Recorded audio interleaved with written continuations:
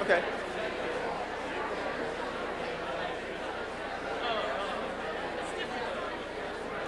Here.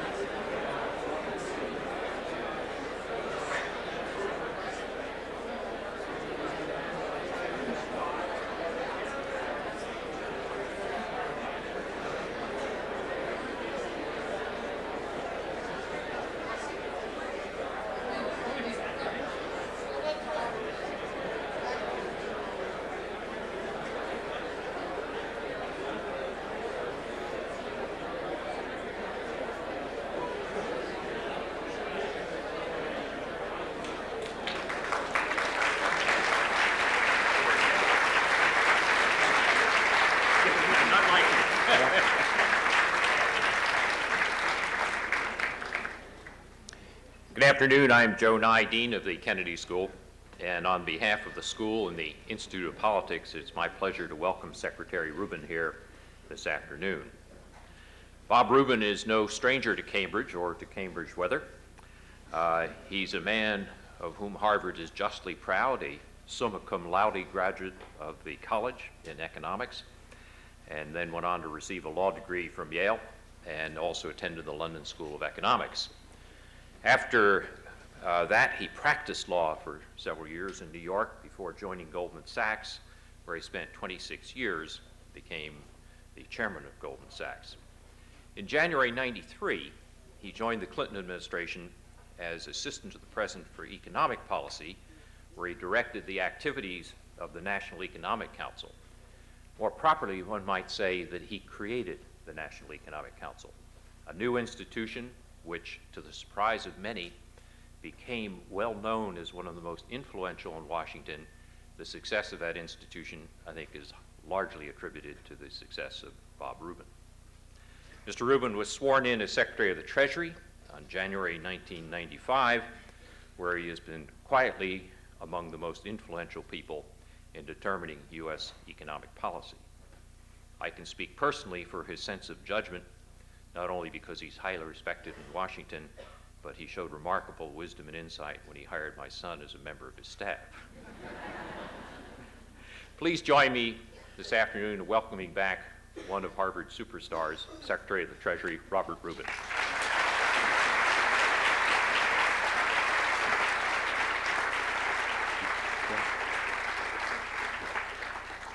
I see in the audience somebody who used to work with me at the White House. When I used to do radio and healthcare, which I knew absolutely nothing about, I would panic and I would call Kim and I would say, run over here and get on the radio phone with me. Whenever they ask me a question, write out the answer and I'll try to read it as quickly as you write it.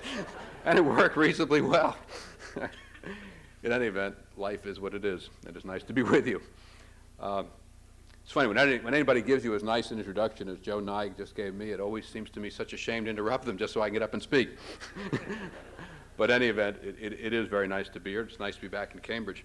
We flew in today, and the weather, you see, is non-optimal. And I remembered coming back. I grew up in Miami, Florida, so I would come back in from Thanksgiving or from Christmas, and I would remember this horrible weather and the exams waiting for me. And I sort of got butterflies in my stomach as I flew in. It reminded me of days gone by. In any event, then was then and now is now. What I would like to do today is, as Joe Nye said, is to discuss what I think is an absolutely key domestic issue in this country, an issue that I think will profoundly affect all of us, and that is bringing the residents of the inner cities into the economic mainstream. This is a subject I've cared an enormous amount about for a long time, and in my view, it is a subject which will take on a special urgency in the next few months because it is so closely related to the debate over welfare reform. As you well know, the President signed the welfare reform bill this fall, but at the same time said that the bill contains serious flaws, and that those flaws he will do everything possible to fix. And let me say right now that conventional wisdom notwithstanding, we do not accept the notion that because of the nature of Congress, this bill cannot be fixed. The President will fight with every ounce of energy he has, and all of us will fight with him to try to fix this bill. And I might add as a practical political fact that in the give and take of all the things that are going to wind up in Congress, there will be a lot of opportunity, I believe, to try to do things to make this welfare bill a better bill. As you know, the welfare reform bill was not simply a welfare reform bill. It was also a bill that dealt with illegal immigrants, and it was a bill that dealt with food stamps. And it is in those two areas that the critical problems arose, and it's those two areas that we need to address redressing this legislation.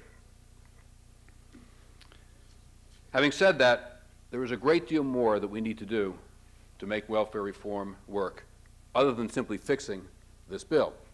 What we need to do is to put in place the programs that will have the effect of providing jobs for those who move from welfare to work. And that, in turn, is part of a much larger issue. And the larger issue is that of economic development in the inner cities, and as I said a moment ago, moving the residents of the inner cities into the economic mainstream. And that, in my view, and it's a view I've had for a long time, is a matter of fundamental importance to all of us, no matter what our incomes may be or where we may live. As some of you may know, and Joe Nye mentioned, I worked in a major investment banking firm for 26 years. When I did so, I worked on the kinds of things that I now deal with as Secretary of the Treasury: taxes, the economy, markets, the level of the dollar, Glass-Steagall. I used to be in favor of Glass-Steagall, now against Glass-Steagall, but in any event, still Glass-Steagall. I used to lobby, and I used to say that there were two foundations of Western civilization, the Magna Carta and Glass-Steagall. But now I see it differently. In any event. But I also developed the view a long time ago that until we bring, and it was largely a function of having read what was to me a very influential book about 15 years ago, that until we bring the residents of the inner cities into the economic mainstream, all of us, no matter where we live or what our incomes may be, will be powerfully disadvantaged. That we lose tremendously in the potential for our economy and in the worsening of our social conditions because of these tremendous problems that have historically not been dealt with in this country. And just think of the enormous difference in costs that are borne by the taxpayers, and think of the enormous differences in productivity and the quality of life for all of us if we can break the cycle of poverty and equip the urban poor to join the economic mainstream. Being in the White House 2 years and now in Treasury for 2 years has given me a really extraordinary opportunity and a rare opportunity to act on these issues. But all of us, no matter where we are or what we're doing, can contribute in a meaningful way. Our Chief of Staff at the Treasury, for example, tutors an inner city kid. A trader I know on Wall Street has adopted 2 kids as big brothers. Others rehabilitate houses. They mentor small businesses. They volunteer in medical clinics. Ben Nye has led an effort in Treasury to work with 2 local high schools to bring kids in as interns to the Treasury Department. The possibilities are endless, and if all of us really cared and acted, in my judgment, the aggregate effect could be enormous. And that is exactly what we need, a true marshaling of national will and effort. And one of the things that I have hoped and try to do is to have some effect on that. That is to say, the unexpected fact of a Secretary of the Treasury, sorry to say Secretary of Discussion, sometimes since I live in a very verbal world, this sort of is Secretary of Discussion, but a Secretary of the Treasury discussing the inner cities as a critical aspect of the economic life of our country, I hope will reinforce those who are involved and maybe spark an interest on the part of some of those who are not involved. There are programs that work, contrary to some popular conceptions, federal, state, and local. But in an era of tightly constrained budgetary resources, we must choose rigorously, and then once we've made our choices, we must have the will to bring these programs to critical mass. There are also very interesting things happening around the country, and some of you know a great deal more about it than I do, in which local community groups have worked with government programs to create environments in which businesses are making economic choices to come back into the inner city. I was in Los Angeles not too long ago, met a woman named Juanita Tate, who was working with the CDC, a community development corporation, which I think was called Concerned Citizens for South Central LA. And what they had done is they had taken a brownfield site, environmentally contaminated site. They had used a program to get that back into some kind of shape. They'd set up a selection and training program for inner city residents, and by creating this environment, they had now gotten commitments from developers and manufacturing businesses such that they were going to have an industrial park, and it was fully leased, and all of this was to businesses that had made purely economic decisions to locate in the inner city instead of going elsewhere. Those are the kind of programs that we at Treasury are trying to, or results that we at Treasury are trying to understand, because if you can figure out what made that sort of thing work, then you can try to replicate it around the country. To start with, however, success with the inner cities requires sustained economic growth that creates jobs through a high level of economic activity, increases standards of living, again, because of the demand for labor that accompanies a high level of growth. I think too often those who are focused on the issues of the inner city and the issues of the poor do not focus adequately on the imperatives of a good economy for their purposes. But conversely, I also think that too often those who are focused on creating a good economy do not adequately recognize all else that it is needed to overcome poverty. Today, America is in the midst of sustained economic recovery.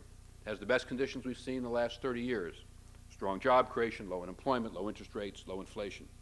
Moreover, even in the central cities, the effect is being felt in terms of falling unemployment and, to some extent, increasing standards of living.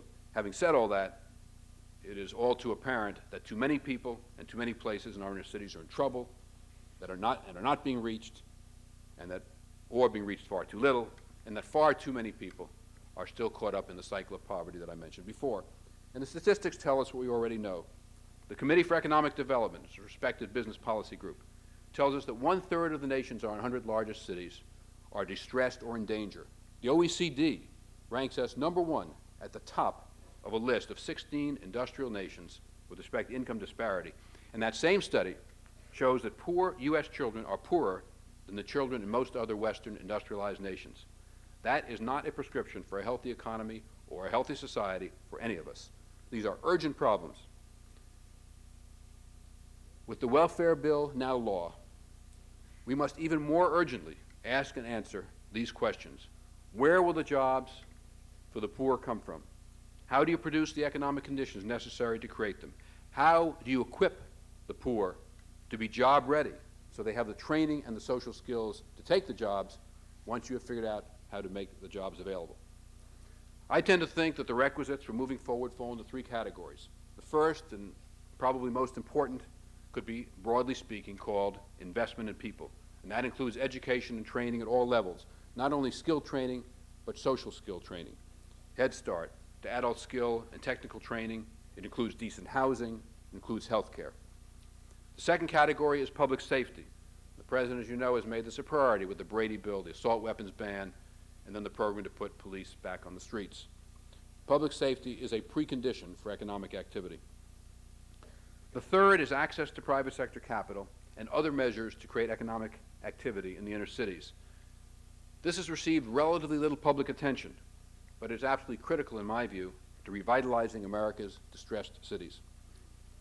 The last 2 decades have seen enormous innovations in finance and in the financial markets. Ideas that were unknown on Wall Street have now become commonplace. Financial markets in the United States are today the most innovative, the broadest, and the deepest in the world. But, having said all that, we still have a shortage, a severe shortage of financial institutions and a shortage of credit to create housing and jobs in the inner cities.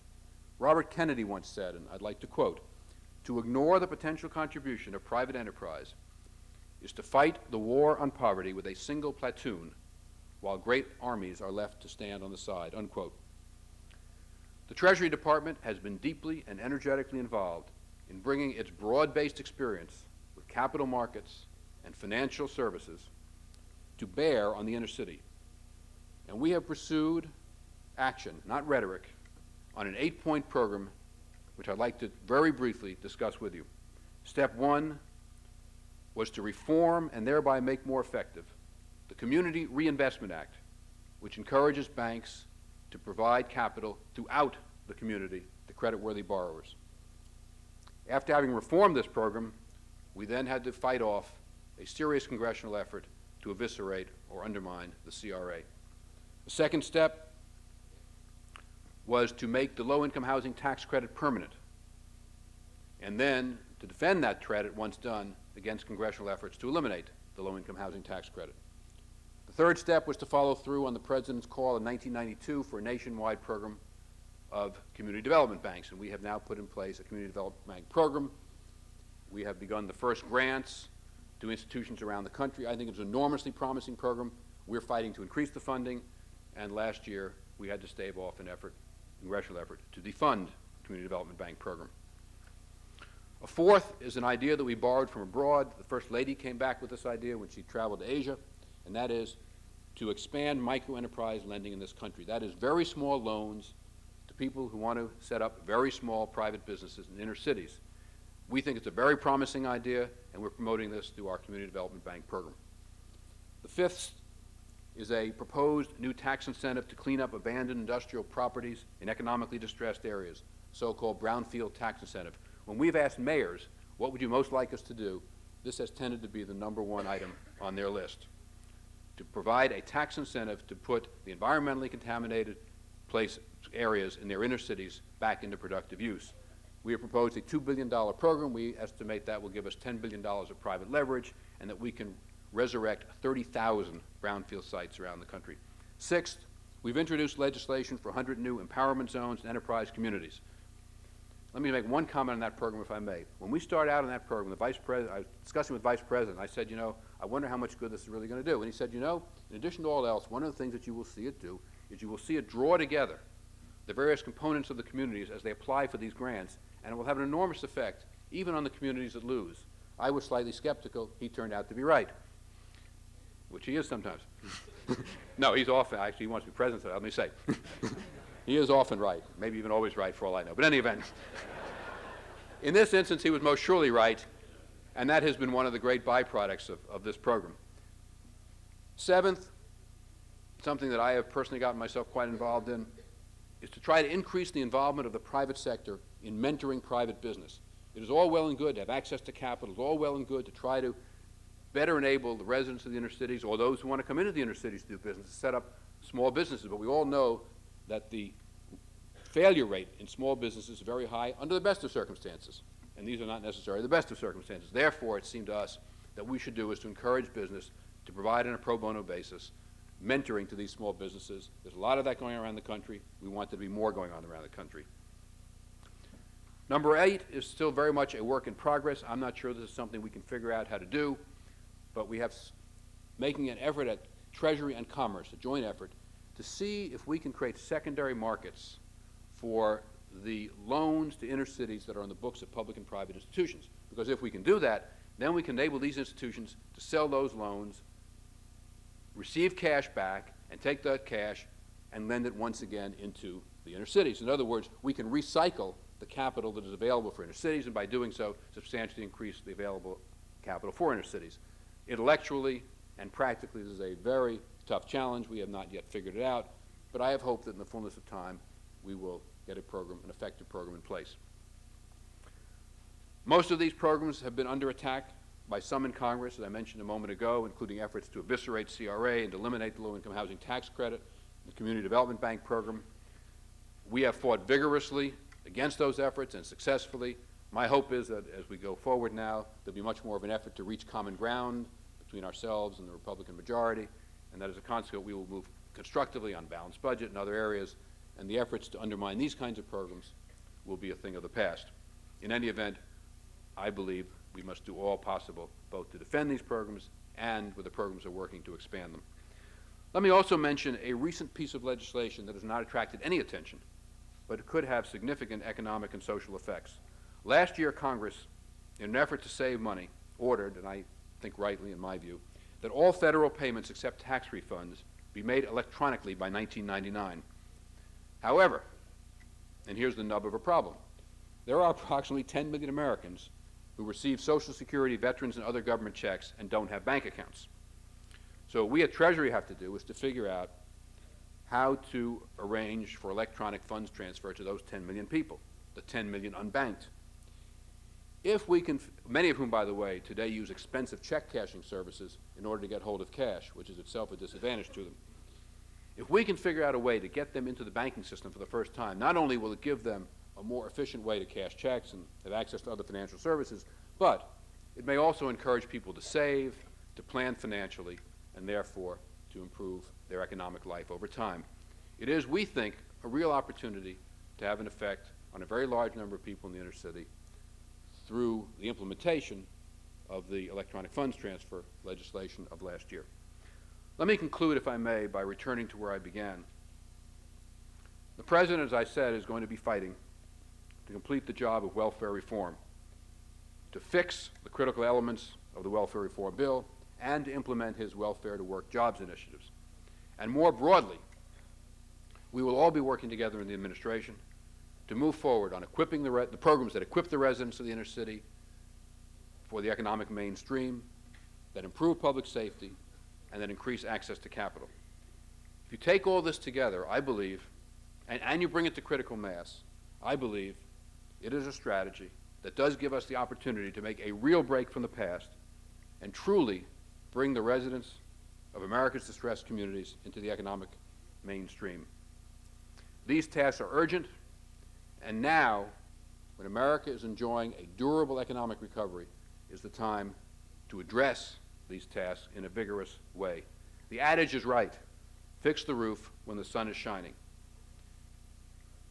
If we make the right decisions in our public and private sectors, in my view, and those right decisions very much include dealing with what I have described a moment ago as this very central problem of our domestic society, I believe that our country, with its many strengths, can have a robust economic future for as far into the years ahead as one can see.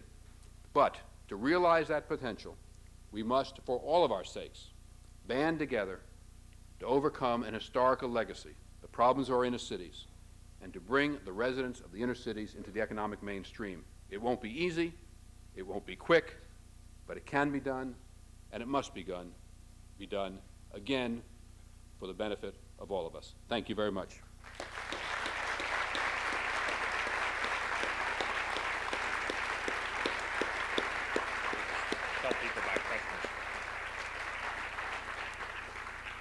Secretary Rubin has agreed to answer some questions. He had an hour before this with the new congressman who asked him questions, and an hour with Harvard faculty who asked him questions. So now I'd like to come to the 4 microphones, Harvard students. I'd like you to identify yourselves as you ask your question, and remember that a question is something that is brief and has a question mark at the end of it. Let's start on this side.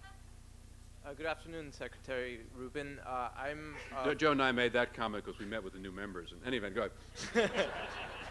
No, I'm only teasing. They were very good. I lived with them. They were very good. No, they actually were very good. It was a good group. Yes, go ahead. Yeah, my name is Ishan Zaidi. I recently graduated from the college, and now I'm a first year at the law school. And I have a question about... I was at law school for 3 days, and I dropped out, but you've been there longer than I was. Go ahead. Well, I have a question about your, looking back at your career. You spent most of your professional life in the private sector, and now you're working in the government, dealing with all these fascinating public policy issues.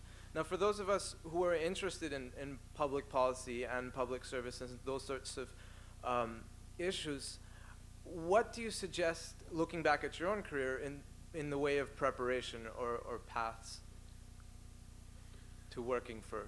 Well, that's a complicated question. I've had the good fortune of being able to work in jobs in the White House and the Treasury that enabled me to take advantage or use the knowledge that I gained in the 26 years I was in the private sector, really dealing with many of the same issues, but with obviously a very different set of objectives. I must say, though, if I were to do it all over again, and I really had a serious interest in public service and public activity, I think I would like to have spent some piece of my life when I was much younger in government, because I think there is an awful lot about government that is just very different than one would expect before you get there. And I think if I had done so, I'd have been a lot better equipped to have done the things that I'm now doing. And furthermore, I think it would have been a terrific experience. So I think I probably, in retrospect, would have wanted to do some government service when I was younger, then go in the private sector, and then if I had the opportunity, come back as I have. Yes, my name is Neil Silverstone. I used to be a graduate student at Harvard, and I've recently started a company whose mission is to get people from welfare to work. And I wanted to kind of get your comments on three things that I think are very critical for success in any kind of reform program. The first is you touched on public investment, and we pull people from training firms and community groups, all do very unique things, but all of which prepare people to go to work and give people a sense of accomplishment. And allow them to show the fact that they want to go to work. The second piece, which is also very critical for reform, is we provide support in the workplace and work with companies to do that. A lot of people that come into work haven't worked before or haven't worked in a while. And issues of conflict resolution and just giving someone a heads up, a thumbs up that doing a good job is really important. And thirdly, and this is something that you've touched on in your speech and also in your op-ed pieces, is we're asking companies to look at welfare reform not as a problem but an opportunity to tap into a hugely diverse and very high potential workforce. But to do it, we find that you have to cut people a little bit of slack, work with them, but at the end of the day, you can reduce turnover and really develop long-term employees. And I think those three things are very critical, and wanted to kind of get your comments on that. I was wondering where the question mark was going to come in. Okay. No, look, I think you're right, and I think one of the great challenges of all this is to do exactly what you just said. And I'm no great expert on this, but I've had the good fortune of spending a lot of time with people who do know a fair bit about it, and that is dealing with people who really have not had mainstream work experience and helping them develop not only the technical skills, but even more importantly, the attitudes and then the social skills and the rest to be job ready. And I think that is a very important piece of what needs to be done, and it's a little bit complicated exactly how to do it. One of the programs that will be proposing, I'm sure. One of the programs we will be proposing in connection with moving people from welfare to work will provide resources that can be used by states and localities for that purpose. At least I think we will be. Let's try the right side of the balcony. I can't see the light there. Is there a microphone on the balcony on that side? Sorry. My name's David Fine. I'm an assistant editor at the American Prospect magazine. And I was wondering what It's like the voice of the Lord. It comes from up there someplace.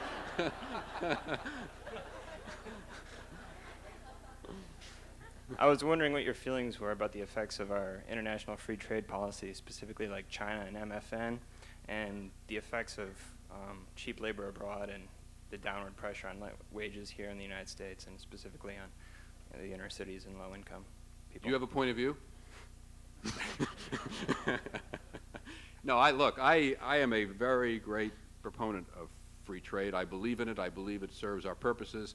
I think we have a very serious problem in this country today, and I think we have it in Western Europe as well, which I think is a turning inward in response to all the complexities of the global economy. And I think one of the things that we need to do is to work in the public domain to try to recreate support in the public domain for opening markets, for helping developing countries around the world, and for U.S. leadership in the global economy. Having said all that, there are dislocational issues that are involved, and I think that clearly was part of what you were saying. though I think you were saying a fair bit more. But, and I think we do we need to be sensitive to them and deal with them. Bob Reich, as Secretary of Labor, was very focused on these kinds of things, and proposed a number of programs to try to deal with them, and I think we have to continue to do so. But I don't think that the answer to the global economy is to try to set up walls around our country and to be protectionist. I really think the answer is education and training and these inner city foci, which I think is the plural of focus, but in any event, focus on the inner cities and become productive and competitive. And if we do, I think the global economy is a tremendous opportunity for us, global economy. Good afternoon, Mr. Secretary. Chris But can I just Thiessen. say one thing? But I think your point is a very good one. For those who are the most ardent advocates of opening markets, they should also be ardent advocates of doing what we need to be need to do domestically to be competitive. My name is Chris Thiessen. I'm studying economics. I'm a junior in the college. I was hoping you might comment on the recent debate over the measures of inflation and specifically the impacts you see if we should change those measures on the financial markets and specifically inflation-adjusted bonds in the future. I could do that. Just trying to decide what I want to. It's a sort of a sensitive subject. Yeah, no, I'd be happy to. Michael Boskin, as you know, came out with this commission. I was actually at Meet the Press last week, and he asked me the same question, so I'll say more or less what I said there. It was off the record. Look, there is almost a universal agreement, at least as far as I know, amongst economists who know a lot about this, that the CPI is an imperfect measure of inflation. Even amongst the vast preponderance of people in political life who believe, as I know the President does, and I think rightly, that Social Security should be indexed for inflation, there is the view that we should have the best measure of inflation that you can have. The question is, in response, Boskin actually said in his report, if you look there, you'll see somewhere he says something about, now we need time for this report to be digested and analyzed. I think that was right.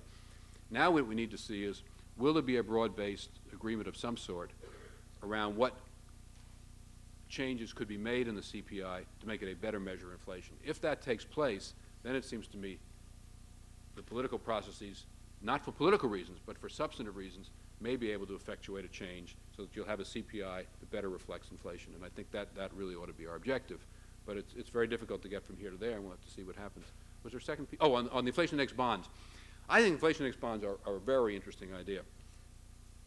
They provide middle-income savers with the opportunities, as you know, to save in a way where the principal is fully protected by the full faith and credit of the United States government, which is a good credit, and our debt impasse of 2 years ago notwithstanding, and to have a real rate of return on top of that. And so I think they offer a great deal, and in time, I think they will be a very, very large market and will be very important both to savers and maybe even increase the saving rate by providing a better way to save, and important to the government in terms of funding its debt. I suspect the initial issuance may be relatively small only because most products that are new in the financial services industry, though not all, start small. Secondly, the Boskin report, by creating some confusion around the CPI, may tend to have a somewhat deterrent impact in terms of the initial issuance. Having said all that, I think this is a very important idea. I think it's a big idea. I think in time it will be a big market, and it is our expectation that our initial issuance will be on January 15th. Thank you. My name's Joseph Liu, and I'm a mid-career student here.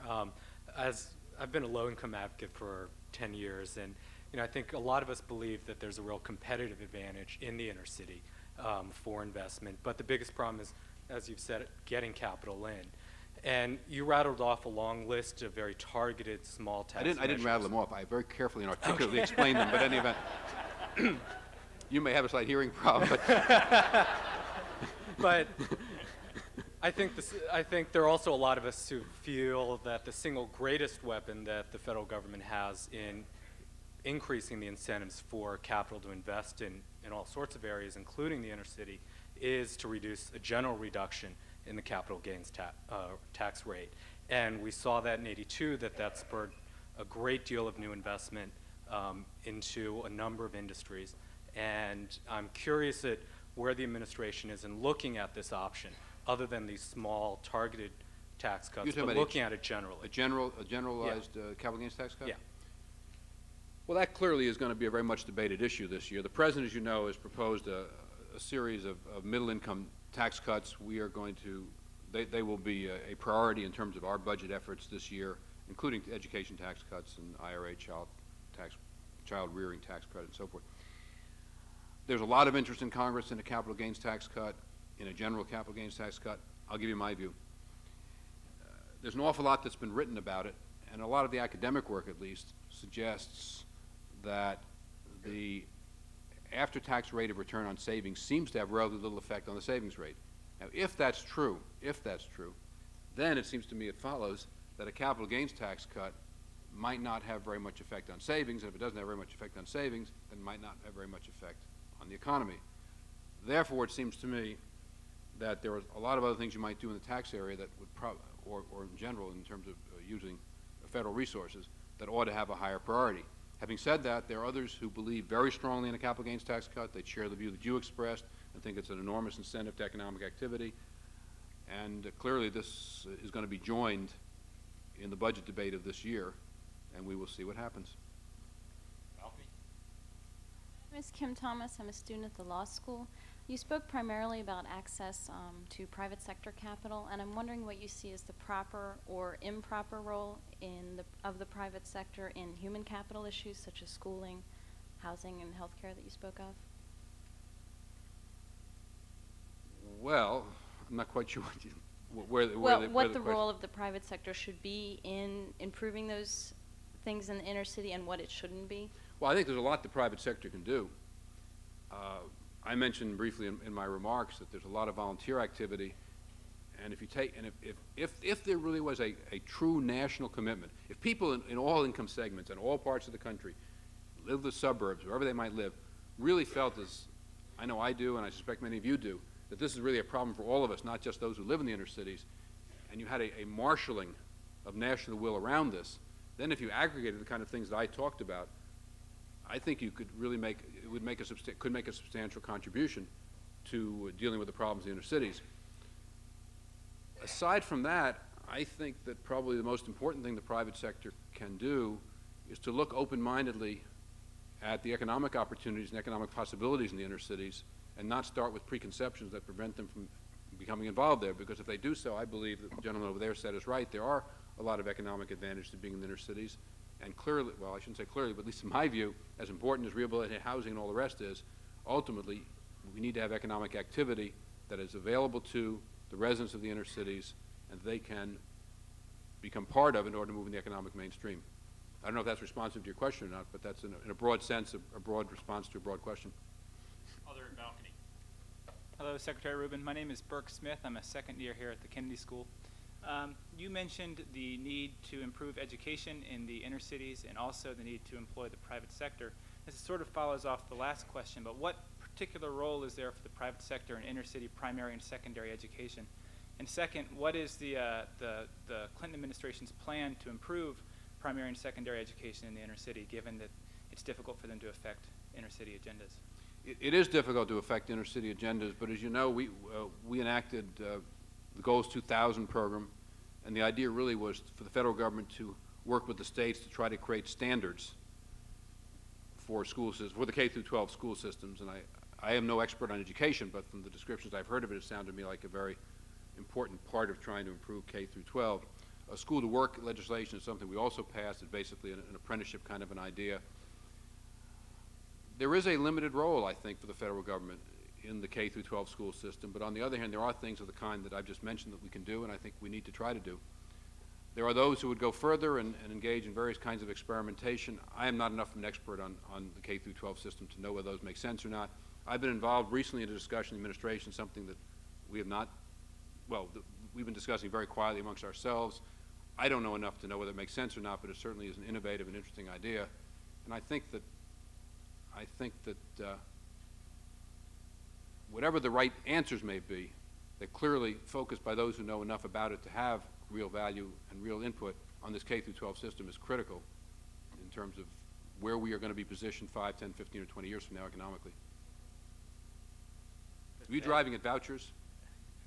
No, I was just Okay. wondering what the... Because if you were, I wasn't going to respond, but I was just curious. What was that influential book you mentioned earlier? There was a book called The Underclass by Ken Aletta, and I think, my recollection, I read about 15 or so years ago. I certainly have been, as I'm sure all of you are very much conscious of the problem, but somehow they're reading this book about the replication of poverty across intergenerationally, brought it to a head for me and gave me a different perspective on how important this, how ingrained the issue was with respect to those who have experienced the replication of poverty across generations, and two, how critically important this was to all of us. Thank you. Just to add a thought on that last question, it seems to me you might have mentioned AmeriCorps as well.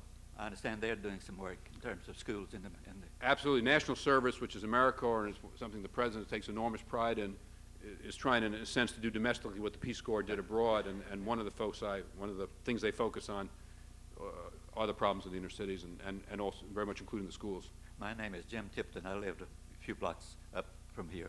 And when you limited the questions to students, I felt a little bit lost until I thought about, I am a maverick kind of a student at the Harvard Institute for Learning in Retirement. Sounds like a good thing to be. I'd like to ask. Some people in Congress think I'm a maverick kind of Secretary of Treasury, so it sort of comes together. I'd like to ask a question on two issues that you did not. Well, first, let me say, when President Clinton announced that he was going to sign the so-called welfare reform bill, I wrote him, I'm afraid, a rather impolite letter expressing myself very strongly. But I'm so deeply impressed by you being here and what you've been saying. The first issue related to the welfare program that you didn't mention, I'd like to ask a question on, and that is about illegal immigrants and all the feelings of resentment, hate, whatever you might think of in terms of that today. But the children who are born here are American citizens. And like the other issue is, with the Congress having abandoned the Law 936 related to Puerto Rico economy, do you know about it? Yes, oh, no, I know, Okay. I know about 936. Many people yes. here may need a little explanation. Yeah, no. But 936 is a special program designed to create economic activity in Puerto Rico. There are those who would argue that it has created economic activity primarily for drug companies to make very large profits rather than employment in Puerto Rico. But in any event, let me add, though, so I am familiar with it, yes. if you're willing, let me add, having been in Asia, a little bit in Europe, Hong Kong, Japan, all over, Pakistan, Afghanistan, I have not in Puerto Rico seen those kids with the distended bellies and the red streaks in their black hair. In other words, the people of Puerto Rico have benefited along with those corporations.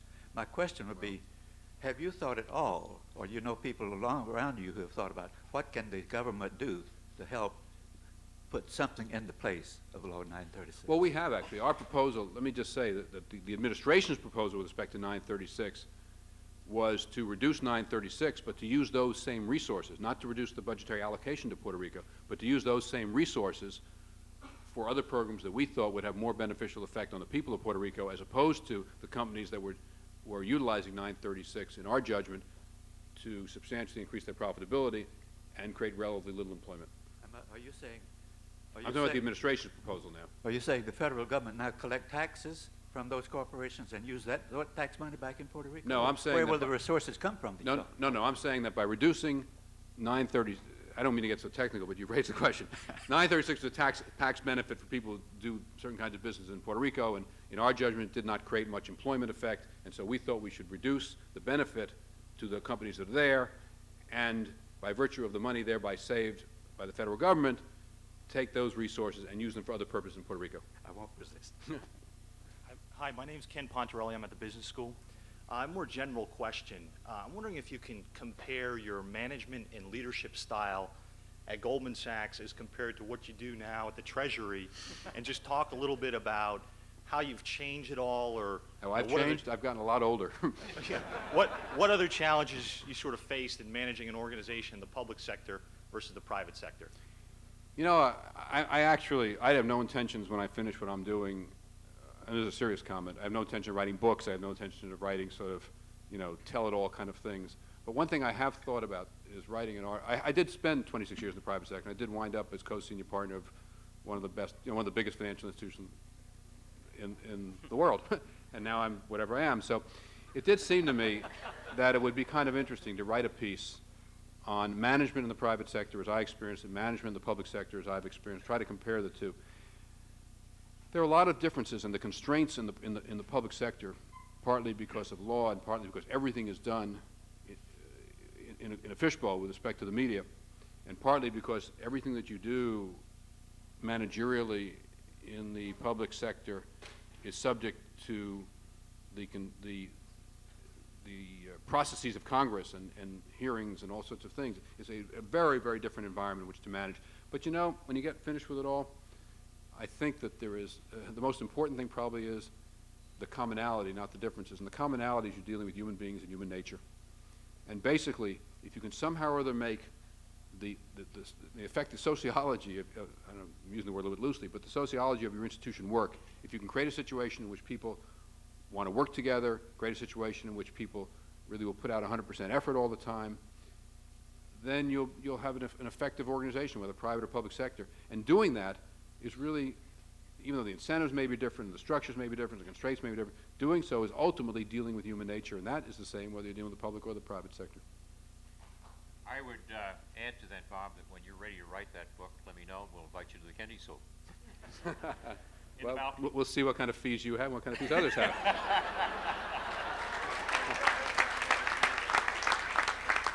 Ours are academic level. It'll be nice to speak to you, Joe, but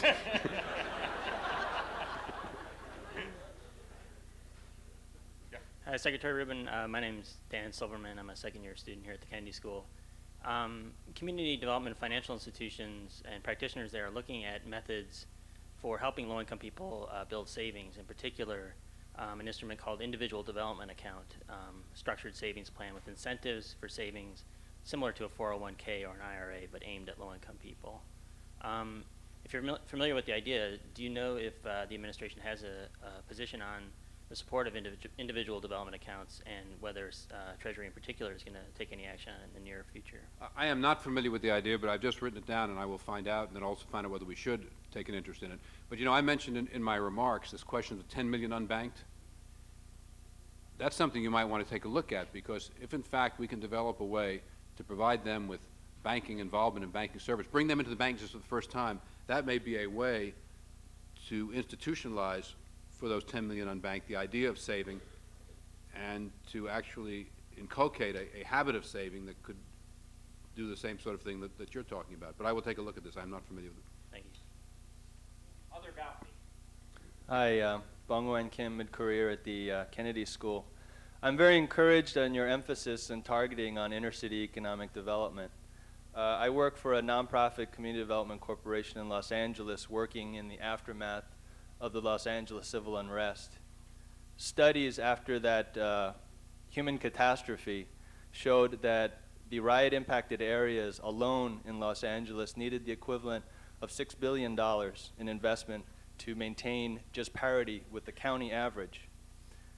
My question is, similar to President Clinton's campaign promise of 100,000 cops in the streets, are there any numerical goals that you are pushing for in terms of dollars of investments, numbers of jobs given the needs? Because it would seem to me that for those of us working in the field, it would give us a lot more hope and tangible evidence that there is some kind of movement to address the seemingly irreversible economic conditions in the inner city. Let me give you a two-part answer, if I may. One is, I think that there's a full, and I described a little bit of it, I guess, in my remarks, that there's a full panoply of programs that are addressed to the inner cities, Head Start, Job Corps, the various kinds of capital access programs. And I think we really need to, at least in my view, we need to work to preserve and expand all of these. And I don't, as far as I know at least, nobody has ever tried to put them all together and figure out what the total amounts are or what effects they would have. But I think it really needs to be a broad-based effort supporting the full range of programs that we all feel can be successful. In terms of new programs, the President during the campaign did speak to something called welfare to work programs, and there was, if I remember correctly, about a $3 billion proposal which was designed to provide incentives for creating jobs for inner city residents. But I really think that's just one piece, in fact, no, I think it is, just one piece of this much larger range of federal programs that we need to nurture, protect, and expand. Last two questions, but please be brief. My name is Sergey Dodzin, and I'm a graduate student. You know, CRA, and I apologize for forgetting the numbers, but the changes that we made in CRA and the fact that the nation's banking system believes that and correctly believes, that we take it seriously and that we will enforce CRA has resulted in tens and tens and tens of billions of dollars of additional capital being available for the inner city. Now, that all hasn't flowed to the inner city, but being available. Several bankers have told me something very interesting. They said that once they realized that an administration was actually serious about CRA, and therefore they created real CRA programs, they found, much to their surprise, that their inner city lending was to creditworthy borrowers was actually a profitable activity. And so now they were doing it for its economic benefits rather than to meet CRA obligations. That's what you would hope to have happen. Yes, sir. My name is Sergey Dozin, and I'm a graduate student at the economics department. Recently, Wall Street Journal commented on the slowdown of the purchase of the Treasury securities, U.S. Treasury securities by Japanese investors. And what is your opinion? How important is this issue? Well, I've seen some reference to it, and I'm not in the least bit troubled about it. I think the basic point in the global economy, and it's true for the United States, and it's true for any nation, and I've seen this as I talk to finance ministers around the world, is that in the global economy that exists today, what, at least in my judgment, what you need to do as a matter of economic policy is to be on a fiscally responsible path, get your deficits down, have a responsible monetary policy, a responsible exchange rate policy. If you do that, then you will have the confidence of the global financial markets, and if you have the confidence of global financial markets, then in the public and private sectors, you can finance at cost of capital that makes some sense. And that, of course, is critical in terms of having a growing economy, and it's why there really is a new consensus. This is not something we're talking about today, but it's really very interesting to go to Asia, Latin America, and hear the finance ministers talk about their approaches to economic policy. And there really is a new consensus around the world, in my opinion, a consensus around very solid and sound economic policies that I think offer a lot of promise for the future of the world economy.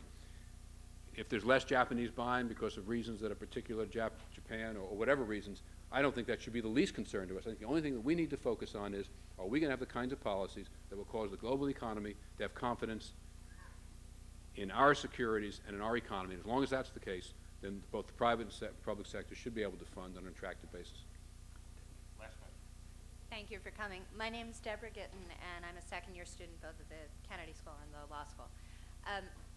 My question, the new welfare legislation, in terms of its work participation requirements and the time limits, are going to put out a lot of people who will be in a large number of people in a fairly short time in need of a lot of jobs.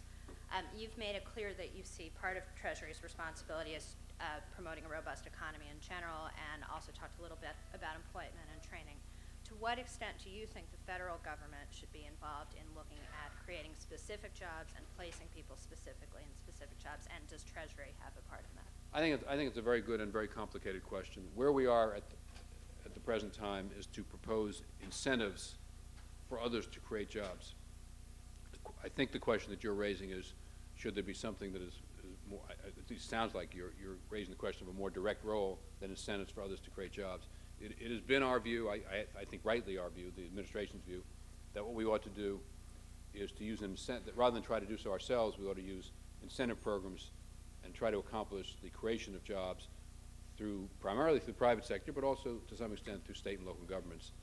And that is really the thrust of the programs that the President proposed during the campaign. So at Treasury, what of those sorts of programs do you see as most key? Oh, well, a lot of this well, at least some of it involves tax incentives, and obviously we're involved in the design of tax incentives. Some involves capital access, which we're also involved in. And then as a member of the President's economic team, I'm part of all of our economic processes, so I have the opportunity in budget meetings to advocate Head Start or, whatever else. I know other people disagree, and that's how these things get resolved, but I've had the opportunity to really be involved around the decision-making tables on all of these programs. Thank you. Thank you very much. Secretary Rubin has a very tight schedule. He has a few minutes to meet with the press just here and then has to fly. So I would ask at the end of this forum, please leave this area to the right, or my right of the stage, unobstructed for a few minutes. And Bob, I want to tell you that you've lived up to your reputation. We have lived up to Cambridge reputation externally from a Florida point of view, but I hope you were impressed by the warmth internally. Thank you. This was terrific. I thank you. This was a challenging and wearing audience. I'm tired. Thank you very much. Thank you. That's terrific. That was really fun. Well, we really should get you to come back for a dinner with some faculty and talk about longer times, or we can get a group to come down anytime, that it's on a specific subject or something. So anytime you want to people I will call you. I have talked to